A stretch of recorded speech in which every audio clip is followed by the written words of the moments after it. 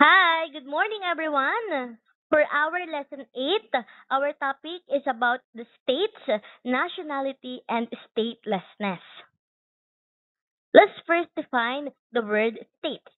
Take note class that states is made up of these four important elements. First is the group of people o ang mga mamamayan na naninirahan sa state at siyang nangangalaga dito.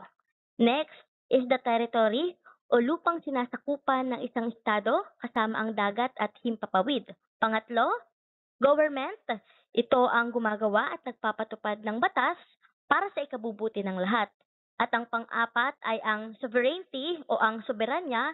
Ito naman ay patungkol sa kapangyarihan ng isang estado na pamahalaan ang sarili nito nang walang panghihimasok mula sa ibang bansa. Okay, class. There are different elements of state. Una ay ang permanent population. It is a settled population, not necessarily homogeneous. Ibig sabihin nito, ang mga tao ay permanenteng narinirahan sa isang bansa and not just visiting. Pangalawa ay ang defined territory. The state's land area which may not be definitely defined in size or boundaries. Ibig sabihin nito, ang teritoryo o lupa na tinitirhan ng mga mamamayan sa isang bansa ay may hangganan. At syempre, may iba't ibang sukat, kagaya na lamang ng Luzon, Visayas at Mindanao. Diba? Meron silang iba't ibang sukat at dito sa tatlong ito, Luzon ang pinakamalaki. Pangatlo naman ay ang government. It is a central governing body with effective control over the territory, sovereign, and independent from other states. Tatandaan, ang gobyerno ang nagsisilbing leader na siyang may full power na magbigay ng force, maintain peace, and make rules for the betterment of the people. At ang pang-apat, the capacity to enter relations with other states. It is the ability of the state to engage in diplomatic relations. Ibig sabihin nito, ang isang estado ay maaari makipag-usap, magsagawa ng trade agreements, and even negotiation in other countries. Now, let's talk about the creation of states. Paano nga ba nabubuo ang isang estado? Number one, through discovery and occupation. According dito, a territory placed under the sovereignty of a claiming state. Ibig sabihin nito, kapag may bansang nakadiskubre ng bagong lupa na walang may-ari at sila ang unang nanirahan o namuno doon. Okay, kagaya na lamang nung nadiskubre ng Espanyol ang Pilipinas at sinakop nila ito. Pangalawa ay ang prescription. It is about acquiring territory through continuous possession over a long period. Kapag ang isang bansa naman ay matagal nang gumagamit o namamahala sa isang lupa at walang kumukontra, nagiging kanila na ito. Okay, kung may isla na matagal nang ginagamit ng isang bansa at walang ibang umangkin, ayun, pwede itong maging kanila o pwede nila itong angkinin. Number 3, cession, peaceful transfer of territory. Okay, kapag ang lupa ay ibinibigay o ibinenta ng isang bansa papunta sa iba, doon nangyayari ang cession. Number 4 is the acquisition, increase in territory through natural or artificial means. Pagdating naman dito, kapag nadagdagan ang lupa ng isang bansa dahil sa natural o gawa ng tao. Halimbawa, pagbuo ng bagong isla dahil sa pagputok ng bulkan o kaya mo naman pagkakaroon ng reclamation projects kagaya ng nangyari sa Manila Bay. Number 5 is the conquest. Territory gained by force. Take note of that word. But the original legal title remains. Pagdating dito, kapag kinuha ng isang bansa ang lupa sa pamamagitan ng giyera, pero sa modernong batas ng UN, tatandaan, hindi ito kinikilala bilang legal. Okay, now the state recognition. You can see state recognition is the act of acknowledging another state and entering into diplomatic relations. Pagdating dito, tinatanggap ng isang bansa na umiiral ang isa pang bansa at handa silang makipag-ugnayan o makipagkaibigan dito. Kaya di ba alam natin nakalaya ang Pilipinas mula sa Amerika? Kaya naman, kinilala tayo ng ibang bansa bilang isang independent state. Pagdating naman sa state continuity, a state maintains its identity regardless of changes in the government. Ibig sabihin ito ay patungkol sa pagpapatuloy ng isang estado. Nakapaloob dito na kahit magbago ang leader o pamahalaan, ang bansa ay mananatili. For example, kahit pinalitan si Marcos ng bagong presidente, ang Pilipinas ay Pilipinas pa rin. Hindi ito nagiging ibang bansa. Okay, let's talk about the landmark doctrines in state recognition.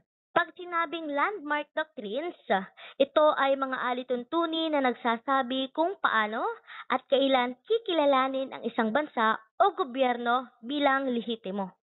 Okay, 1. Wilson-Tobler Doctrine precludes recognition of government formed by internal violence until a constitutional government is established. Pagdating dito, hindi kikilalanin ang gobyerno na nabuo sa pamamagitan ng kaguluhan sa loob ng bansa hanggat hindi ito bumabalit sa tamang constitutional government. Okay, pangalawa, itong Betancourt Doctrine denies recognition to regimes established by military force. Pagdating dito, hindi kinikilala ang mga gobyernong nabuo dahil sa puwersang militar. Kaya nga ang sabi dito, established by military force. For example, ang isang bansa ay tinake over ng isang sundalo at sila ay nagdeklara ng bagong gobyerno, tatandaan, hindi ito pwede, hindi ito tatanggapin. Ito namang Lauterpacht Doctrine precludes recognition of entities not legally independent. Pagdating naman dito, hindi kikilalanin ang mga lugar o entity na hindi tunay na malaya o walang legal na kasarinlan.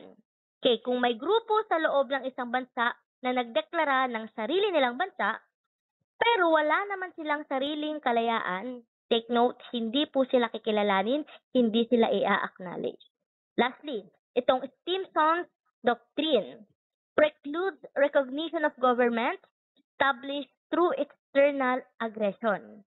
Dito naman, hindi kinikilala ang gobyernong nabuo dahil sa pananakop ng ibang bansa. Ibig sabihin, nagkaroon ng external aggression. Halimbawa, noong sinakop ng Japan ang Manchuria, diba, at tinayo nila ang Manchukuo, sinabi ng US at ng iba pang bansa na hindi nila kikilalanin ang gobyernong iyon kasi nga ito ay galing dito sa pananakop o ito ay nabuo dahil sa isang pananakop.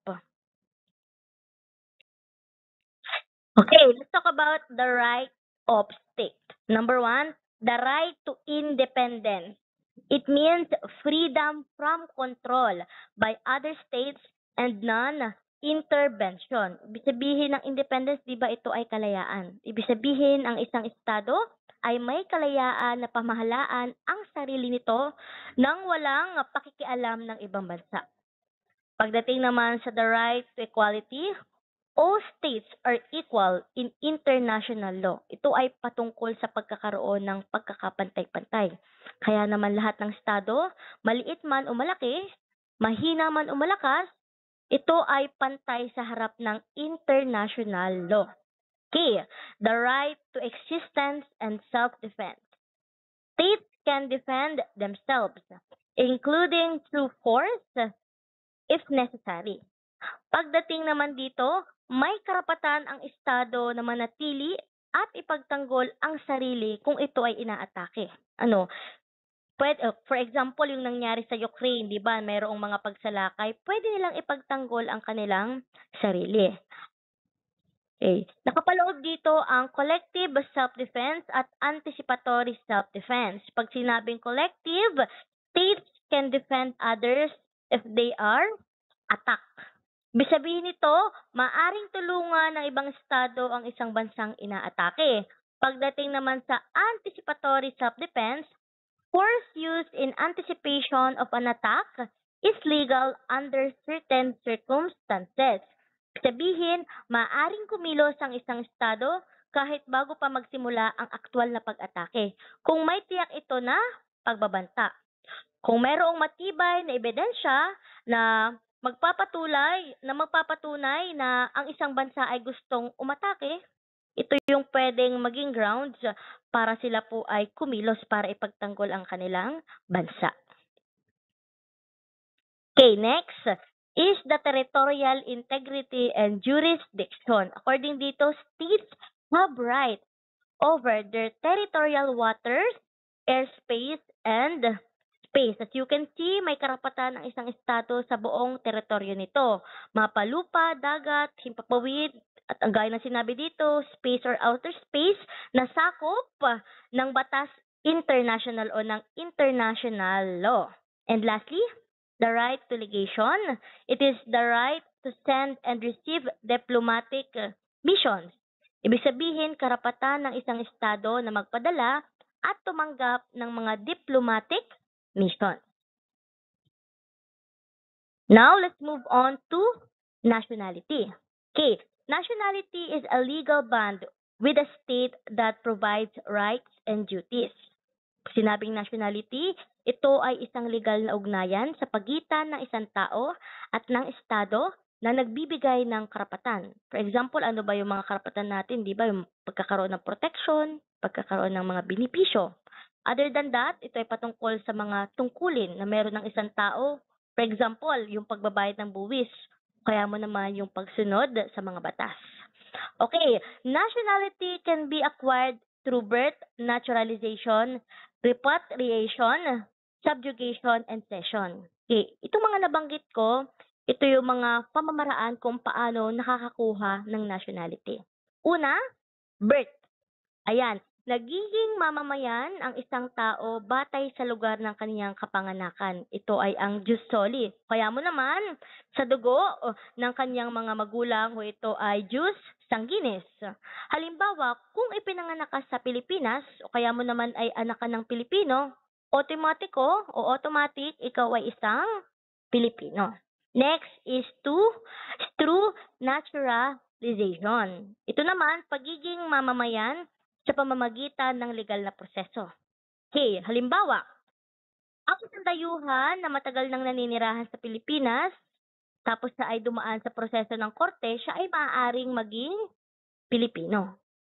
Pagdating naman dito sa repatriation, ito naman ay pagbabalik ng dating pagkamamamayan. Ayan, halimbawa, ang isang Pilipino na naging foreign citizen, pero siya ay nagbalik loob sa pagiging Pilipino. Next is subjugation. Pagdating naman dito, pagkakaroon ng nationality dahil ang isang bansa ay sinakop o pinagsama sa isang pangbansa. Halimbawa, noong panahon ng pananakop, ang ilang tao ay otomatikong nagkaroon ng nationality ng sumakop na bansa. And lastly, it is through cession. Ito naman ay pagiging citizen ng bansang tumatanggap ng teritoryo. Halimbawa, kung ang isang lugar ay ipinasa mula sa isang bansa papunta sa iba, ayan, ang mga taong nakatira roon ay magiging mamamayan ng bagong bansa. Okay, nationality can be lost through release, renunciation, or substitution. Ngayon, paano naman mapapawalang bisa o paano naman nawawala ang nationality? Ito ay sa pamamagitan ng tatlong paraan. Una, ay ang tinatawag na release. Ito ay kapag pinayagan ng isang estado na isuko ng isang tao ang kanyang nationality. Yun ay release.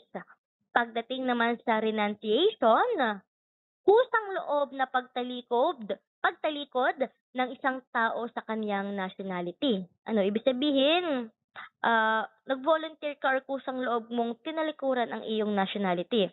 And lastly, ang substitution, Tagalog, di ba ito ay pagpapalit? Kaya naman, kapag pinalitan ng bagong nationality ang dating nationality, doon pa lang mawawala yung iyong existing nationality.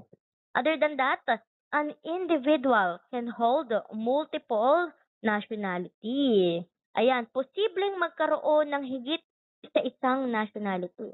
Halimbawa, ang isang bata na pinanganak sa Amerika, tapos na ay anak ng Pilipino. Dahil doon, magiging dalawa yung kanyang nationality.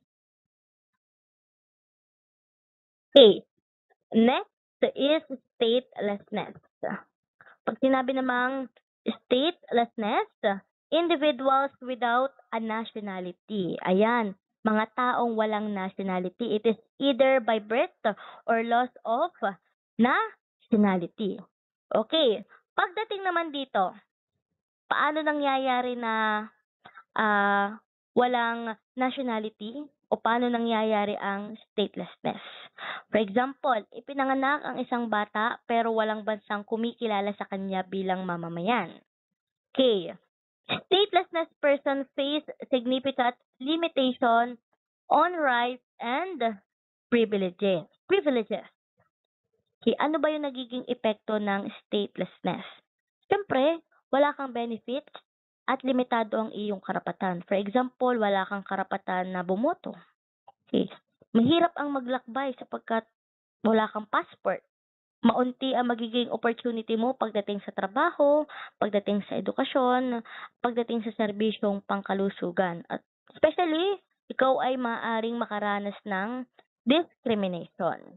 Okay, international conventions like the 1961 Convention on the Recognition of the Statelessness offer protection, but the Philippines has not signed it. Take note, sa ilalim ng 1961 Convention, nakapaloob dito na automatic dapat bigyan ng Pilipinas ng citizenship ang bata. Yun nga lang, dahil hindi tayo kasali sa convention, walang garantiya na magiging citizen siya. Kaya baka manatili rin siyang stateless. Okay. Next is about the refugees. Okay, a refugee is a person who cannot return to their home due to a well-founded fear of persecution. Okay, pagdating dito ang isang tao na umalis sa kanyang sariling bansa dahil delikado para sa kanya ang manatili doon. Ito ang ilan sa nagiging dahilan kung bakit nagkakaroon ng refugees. Okay, ayan. Kadalasan dahilan dito ay ang diskriminasyon, no? Pagdating sa lahi, relihiyon na kinabibilangan niya, nasyonalidad na meron siya, o kaya mo naman opinyong politikal, kaya mo din naman ay yung pagiging kasapi ng isang grupo. Okay, take note ha. Merong tungkulin ang Estado. Okay, according dito, state have an obligation to treat refugees according to international convention, including non-refoulement, which prohibits sending them back to a country where their life or freedom is threatened. Gaya ng sinabi dito, mayroon pong tungkulin ang mga bansa. At ano ba ang tungkulin ng mga bansa? According sa international law, ang mga bansang tumatanggap ng refugee ay mayroong mga obligation. Okay, una, dapat bigyan ng karapatan sa pagkain, tirahan at kaligtasan ang mga refugees. Pagdating naman dito sa non-refoulement. Okay, ibig sabihin, bawal ibalik ang refugee sa bansa kung saan nanganganib pa rin ang kanilang buhay o kalayaan. Tatandaan ha, for example, kung meron pumunta dito sa Pilipinas na biktima ng war, hindi natin sila pwedeng isoli o ibalik sa kanilang bansa kapag existing pa rin ang war sa kanilang bansa. Okay, ayan, proceed na agad tayo sa ating next lesson kasi maikli lang naman yung lesson 8 natin. Okay, let's talk about the law of the sea. Okay, batas pangkaragatan ano? Okay, law of the sea, a body of international rules that binds states and other subjects of international law in their maritime affairs. Okay, nakapaloob dito ang international rules na kailangang sundin ng mga bansa sa tamang paggamit ng karagatan. Its function are the spatial distribution of national jurisdiction to ensure cooperation between states. Nakapaloob din dito ang hangganan o sakop na karagatan at sinisigurado ang kooperasyon ng bawat bansa. For example, in fishing, trading, and even protecting the maritime environment or the marine environment rather. Okay, Law of the sea. The law of the sea have been governed by the following principles. First is the principle of freedom. Aims to ensure the freedom of the various uses of oceans. Pagdating dito, malaya ang lahat ng bansa na gamitin ang karagatan para sa iba't ibang bagay. For example, paglalayag, pangingisda, pati na rin sa pakikipagkalakalan. Okay, number 2, principle of sovereignty.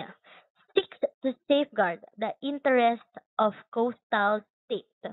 Pagdating naman dito, may kapangyarihan ng isang bansa sa dagat na sakop ng teritoryo nila. Okay, sila din ang bahalang magprotekta dito doon sa teritoryo na sakop nila. Number 3, principle of common heritage of mankind. Seeks to promote the common interest of all people in present and future generation. Nakapaloob dito na ang yaman ng dagat ay hindi lamang para sa iilan. Ito ay para sa kapakanan ng lahat, ng kasalukuyan at syempre ng mga future generation. Now, let's talk about baseline. It is the line from which the outer limits of marine spaces under the national jurisdiction of the coastal state are measured. Okay, ito ay linya na ginagamit ng isang bansa upang sukatin kung gaano kalayo ang saklaw ng kanyang karapatan sa dagat. Okay, yung baseline, usually ito po ay makikita sa mga mapa. Okay, for example, meron ako dito. Ayan, baseline point o ang baseline. As you can see, itong mga red dot, yan ang nagpapakita o tumutukoy yan sa baseline. Ibig sabihin, yaang red line, yan yung linya na nagpapakita ng sukat kung gaano kalayo ang saklaw na dagat ng bansang Pilipinas. Okay. Next, archipelagic state. State constituted wholly by one or more archipelagos and may include other islands. Pagdating naman dito sa archipelagic state, ito ay patungkol sa mga bansa na binubuo ng isa o higit pang kapuluan o isla. Kagaya na lamang ng bansang Pilipinas, ito ay isang archipelagic state sapagkat ito ay binubuo ng maraming isla. Next naman is the archipelago.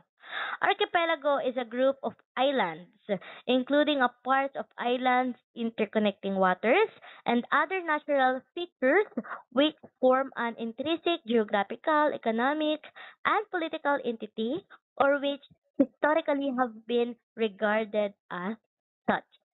Okay, ibig sabihin nito, ito ay grupo ng mga isla at dagat na magkakaugnay. Ang tinitingnan bilang isang buo. Okay, for example, ang kapuluan ng Visayas. Binubuo ito ng maraming isla at nakikita bilang isang mahalagang unit pagdating sa heograpiya, economic, at syempre sa politika ng isang bansa. Okay, class. There are two kinds of archipelago. Number 1 on the list, this is the coastal archipelago. Okay, it consists of islands that are situated close to a mainland. As you can see ha, tandaan ang term na close to a mainland. Ibig sabihin nito, ito ay binubuo ng mga isla na malapit lang sa kalupaan o malapit siya sa mainland. For example, yung isla ng Palawan, di ba? Siya ay malayo. Malayo siya sa ibang isla ng Pilipinas, pero siya ay parte pa rin ng bansang Pilipinas. Ito namang outlying or mid-ocean archipelago. It is a group of islands located far from any continental landmass. It is considered independent and do not form part of the outer coastline of any mainland. Okay, punta muna tayo sa outlying archipelago. Pag sinabing outlying archipelago, ito ay grupo ng isla na nasa gitna ng karagatan at ito ay malayo sa kahit anong kalupaan. Pag sinabi namang mid-ocean archipelago, ito naman ay pulo o isla na nasa malayong bahagi ng karagatan at ito ay malayo sa mainland pero kabilang pa din sa pagmamay-ari ng isang bansa. Okay. Take note. Under the UNCLOS 3, the archipelagic state such as the Philippines has the following obligations. Okay, ang mga pulo na ito ay itinuturing na hiwalay at bahagi ng baybayin o mainland ng bansa. Yun po yung outlying o mid-ocean archipelago. Okay, nakapaloob dito sa UNCLOS ang mga sumusunod na obligasyon. Number 1, respect the traditional fishing rights of third states.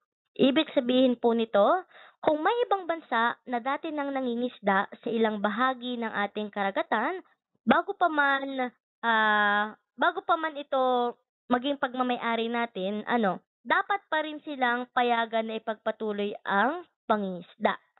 Number 2, respect existing marine cables. Ayan.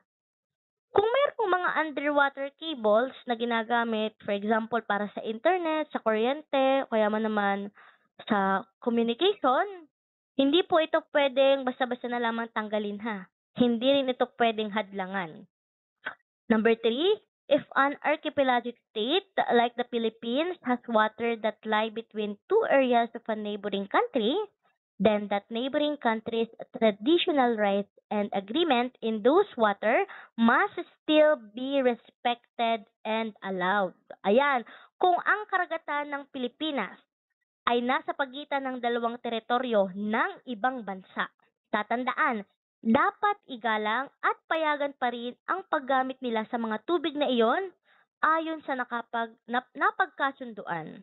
Halimbawa, kung may bahagi ng dagat ng Pilipinas na nasa gitna ng mga isla ng Indonesia, dapat pa rin silang makadaan o mangisda doon kung yun ay dati na nilang ginagawa. Okay, number 4. Provide the right of innocent passage and that of archipelagic sea lane passage.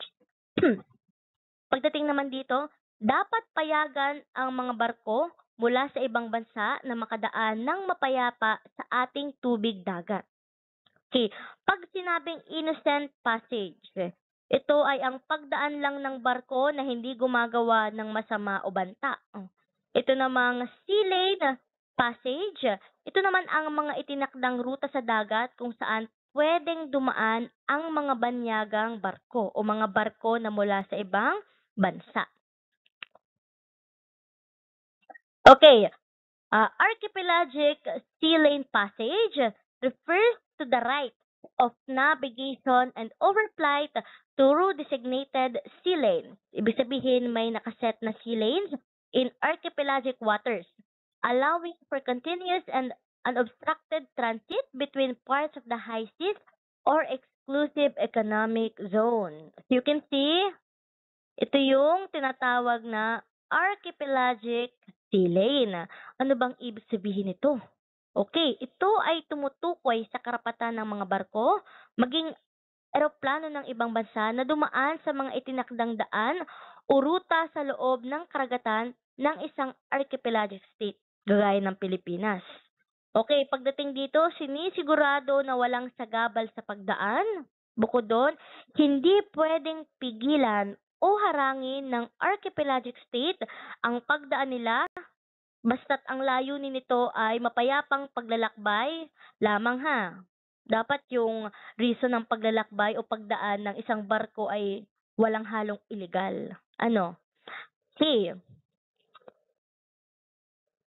Now let's talk about the territorial sea. It is a maritime zone extending up to 12 nautical miles from a coastal state's baseline, where the state exercises full sovereignty over the water, seabed, and airspace above it. Pag sinabing territorial sea, ito ay bahagi ng dagat na umaabot hanggang 12 nautical miles. Ang katumbas ng 12 nautical miles ay 22 kilometer. Okay. Kapag i-estimate natin, ito ay mula Mauban hanggang Atimonan, Quezon. Ganun kalayo yung 22 kilometers. Okay. Ang isang bansa ay may karapatan at kapangyarihan kung paano gagamitin ang tubig na sakop nila. Maging ang mga resources na naririto. Depende ito sa kung sino ang may may-ari doon sa teritoryo. Okay, right of innocent passage. Okay, it is the right of foreign merchant ship to pass unhindered through the sea of a coast. Okay, karapatan ng barko ng ibang bansa na makadaan sa dagat na sakop ng isang bansa na hindi pinipigilan. Tatandaan ha, basta ang kanilang pagdaan ay hindi illegal, at hindi nakakasama sa isang bansa. Okay. Under Articles 17 to 20 of the UNCLOS 3, ships of all states, coastal or landlocked, including foreign warship, are entitled to the right of innocent passage through the territorial waters of a coastal state. Okay, nakapaloob sa UNCLOS na lahat ng barko mula sa anumang bansa ay may karapatang dumaan sa territorial waters ng ibang bansa. Okay, as long as wala silang gagawing masama, for example, magbabagsak ng armas, manghuli ng isda ng illegal, manghimasok sa seguridad ng bansa, ito yung mga bagay na bawal gawin ha.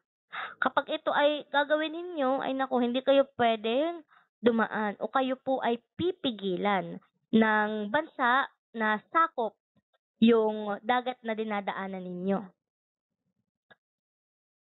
Okay, as you can see, ito po ang territorial state. Okay. Itong blue na ito, mukha lang maliit, pero mula doon sa baseline, di ba yung pinakita ko kaninang baseline? Itong kulay blue na ito, yaan po yung tinatawag na territorial sea.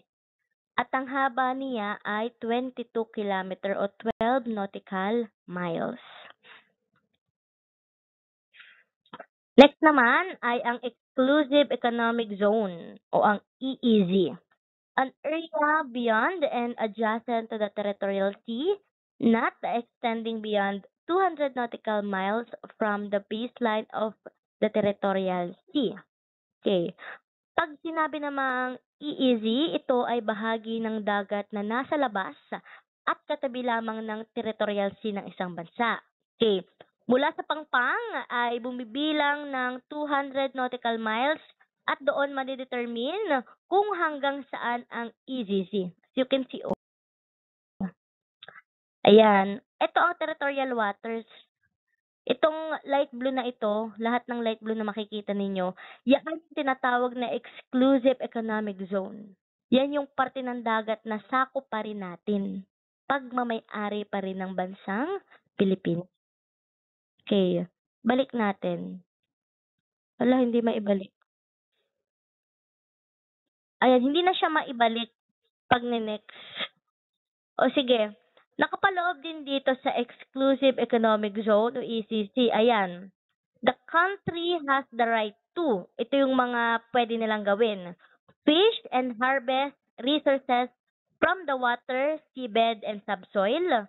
Other than that, pwede nilang i-explore o gamitin yung mga minerals, oil and gas na makikita o makukuha doon sa ilalim ng dagat na sakop nila. Other than that, sila din ay maaari magsagawa ng marine research o pag-aaral sa karagatan na sakop nila. Okay. Pagdating naman dito sa continental shelf, it comprises the seabed and subsoil of the submarine areas that extend beyond its territorial sea throughout the natural prolongation of its land territory to the outer edge of the continental margin. Pag sinabi namang continental shelf, ito ang pinakamababaw na bahagi ng dagat na karugtong ng kalupaan ng isang bansa. Sa continental shelf, kasama dito ang seabed o ilalim ng dagat at subsoil o lupa sa ilalim ng seabed. Okay, according to Article 77 ng UNCLOS, the coastal state exercises over the continental shelf sovereign rights for the purpose of exploring it and exploiting its natural resources. Okay, ayon dito sa continental shelf, nakapaloob dito ang karapatan gaya ng exploration o pagsasaliksik sa ilalim ng dagat, exploitation o pagkuha para mapakinabangan ang mga likas na yaman na present doon sa kanilang continental shelf. Okay, ano ba yung mga uri ng resources na nasa continental shelf? Una, yung mga mineral resources. For example, maaaring meron doong langis, natural gas, pwede ding may ginto, copper, manganese, at kung ano-ano pa. Pagdating naman sa biological resources, siyempre, ito yung mga hayop o yung mga isda, mga halaman na naninirahan sa ilalim ng seabed. For example, di ba yung mga deep sea corals? Ayan, pwede natin yung kunin, ano. Okay, pagdating naman sa high seas, all part of the sea that are not within an EZZ. The territorial sea, internal waters or archipelagic waters. Pagdating naman sa high seas, ito ay mga bahagi ng dagat na wala sa ilalim ng kontrol ng kahit anong bansa. Ibig sabihin, pag sinabing high seas, hindi ito kontrolado ng kahit anong bansa. Hindi ito pagmamay-ari ng isang bansa. Di ba? Pamilyar? Kasi ito yung napag-aralan na natin. Ang other term sa high seas ay international waters. Gaya ng sinabi ko, ang international waters at high seas, ito ay parte ng karagatan kung saan walang nagmamay-ari dito na kahit anong bansa. Okay. Under Article 89 of the UNCLOS, no state may subject any part of the high seas to its sovereignty. Okay. Ibig sabihin nito walang bansa ang pwedeng mang-angkin ng kahit anong bahagi ng high seas at hindi nila ito pwedeng lagyan ng teritoryo. Kaya mo naman ng mga man-made island kagaya ng ginawa ng China sa Pilipinas. Bawal yun. Pagdating naman sa Article 87, okay, including landlocked states enjoying the freedom of the high seas. Ibig sabihin nito, lahat ng bansa, meron silang karapatang gumamit ng high seas o international water. Okay. Okay, ano-ano naman ang freedom of the high seas o ano naman yung mga karapatan sa high seas? Okay, as you can see, it include navigation. Ibig sabihin, malayang makakadaan ang mga barko ng lahat ng bansa. Overflight, even civilian and military aircraft, pwedeng lumipad ang eroplano sa itaas ng high seas. Lay submarine cables and pipelines, ayan, pwedeng maglagay ng undersea cables. For example, internet wires, internet lines, tawag dito, yung sa kuryente, pwede maglagay. Conduct scientific research. Ayan, pwede magsagawa ng pag-aaral o research sa dagat. Ito, construction of artificial islands and other installation allowed by international law and law of fishing. Pagdating dito yung construction of artificial island, yan po ay pwede labang ay kapag payag po o applicable sa international law. Yun kapag lamang applicable sa international law. Kapag hindi, ay hindi mo pwedeng gawin. Okay. State have the duties to relative the high seas such as duty to render assistance. Okay.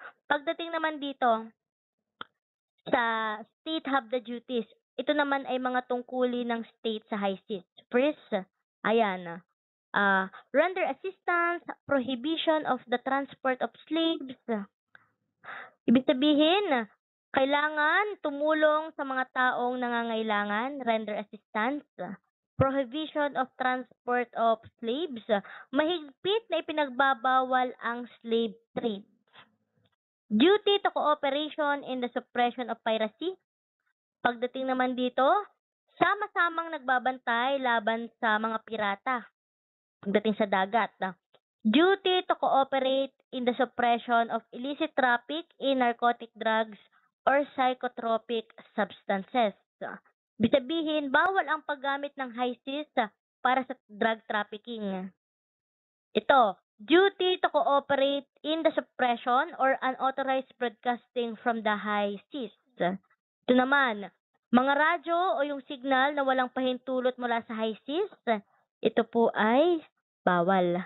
Actually, dito sa freedom of high seas, papasok yung nangyari doon sa Filipino seafarer na nahuli. Kasi nga po, although sila ay dumaan sa high seas, di ba, ang ginawa naman nila magta-transport sila ng drugs, bawal yun. Kaya po sila ay hinuli. Next, the International Tribunal for the Law of the Sea, or also known as ITLOS. It is created by UNCLOS, which consists of 21 judges elected by the member state with a system in place to ensure geographic balance. Tatandaan, ang UNCLOS ay itinatag yun ng United Nations Convention of the Law of the Sea. O ng UNCLOS, yun ang nagtatag. Ito ay binubuo ng 21 na judge o mga hukom na ito naman ay inihalal ng miyembro ng UNCLOS. Tinitiyak nito na may pagkakapantay-pantay pagdating sa representasyon mula sa iba't ibang rehiyon ng mundo. Okay. The jurisdiction of the tribunal comprises of all disputes and applications submitted to it in accordance with the UNCLOS, and all matters is specifically provided for any other agreement which confers jurisdiction on the tribunal. Ang haba, ano? Ano bang ibig sabihin nito? Okay. Ano ang saklaw ng kapangyarihan ng ITLOS? Okay. Kapag po mayroong mga disputes or alitan na may kaugnayan sa batas ng karagatan, ITLOS ang bahalang mag-manage nito. Okay, pagdating naman sa mga usaping binanggit sa iba pang kasunduan na nagbibigay ng kapangyarihan sa tribunal court, basta any problem related sa dagat kung saan ito ay pagtatalo ng iba't ibang bansa, ang bahalang lumatas dito ay ang International Tribunal for the Law of the Sea. Okay, class. Magkakaroon kayo ng first activity ngayong midterms. Take note, ang activity ninyo ay by threes. Ibig sabihin, tatluhan. Okay. Direction, examine the rights of the state. Apply these rights to the rights of the Philippines as a state. Provide 3 examples below of each right and explain how it is practiced in the country. Okay, itong activity ninyo, gagawin ninyo ay sa 1 whole sheet of paper. Isang tao lamang po ang magsusulat. Take note, doon sa papel ilalagay ninyo kung sino-sino kayong magkakagroup. Doon sa tatlong yon, isa lamang po ang mag-a-upload sa Google Classroom. Isa lamang ang mag-a-upload sa Google Classroom. Yung dalawa na natira, pipindutin lang nila yung hand in o kaya mo naman ay yung turn in. Ngayon, ano ba ang gagawin? Ayan, meron ditong 5 rights of the state. Ang gagawin ninyo, iisip kayo kung paano ba ito pinapractice, paano ba ito isinasagawa sa isang bansa. Magbibigay kayo ng tig-3 example at i-explain ninyo bawat isa kung paano ito pinapractice or isinasagawa sa bansang Pilipinas. Okay, that's it. Thank you so much.